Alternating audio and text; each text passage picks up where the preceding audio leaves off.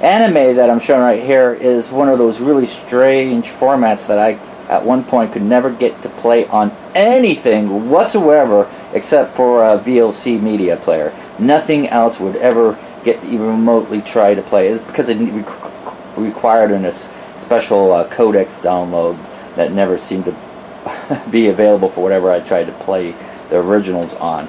On this, it plays just fine. I did have to use it on an SD card though. I'll go ahead and move this over to my work table so we can actually look at the unit itself and also discuss some issues I ran into. Alright, so the physical unit itself is the USB flash drive. Now I have to be honest, it could be that it was just taking far longer than I even cared to wait to access the USB contents. It is possible. I did stand there though for quite a few minutes trying over and over again and just never brought it up.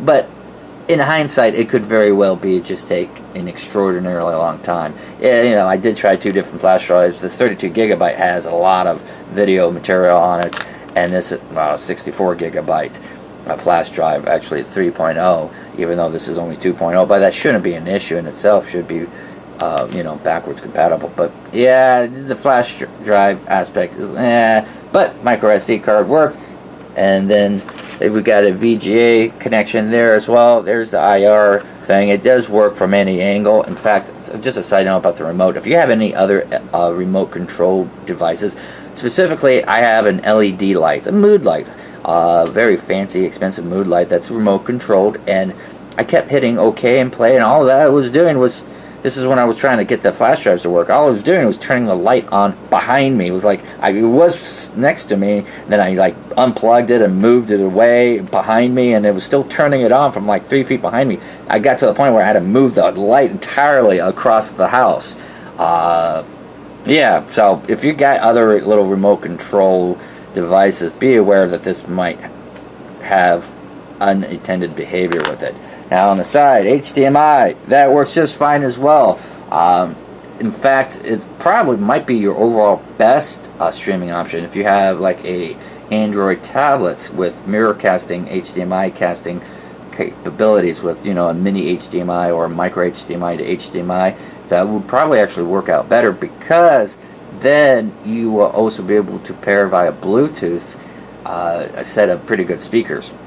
Like for instance, just to give you an example, this box right here is an Android stream box. It's an Android operating system that also does what used to be known as XMBC, multimedia streaming, but now it's called Kodi, movies and music. Run the HDMI in here, use the inherent Bluetooth function of my Android stream box that's paired with that soundbar in the back and much better audio. But there is an auxiliary out that's for headphones or a pair of wired speakers. They get a bit better audio than what you get out of the internal speakers here. But on the whole, nicely done. I do have to comment, there is something definitely lacking on the top here.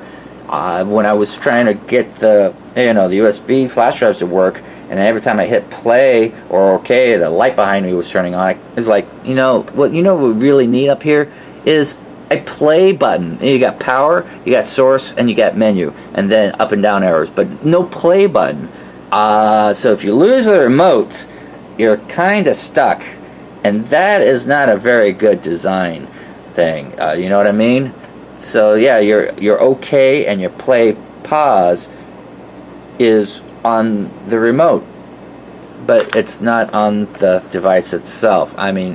So that's kind of a meh thing, but that's only if you're playing video or music directly through one of these two sources. If you're running through an HDMI as an output source, then you just control all that through the host device.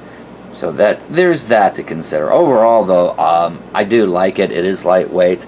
It's a little off balance because of how it's designed here. You can see, so you want to also take that into account. But it is really lightweight. Input is 12 volt, 2 amp. The cord is kind of on the short side. It's like I guess the standard 3.3 feet long. and it's kind of large wall wart as well. Well, there you go, though. So for your consideration, you have a good one.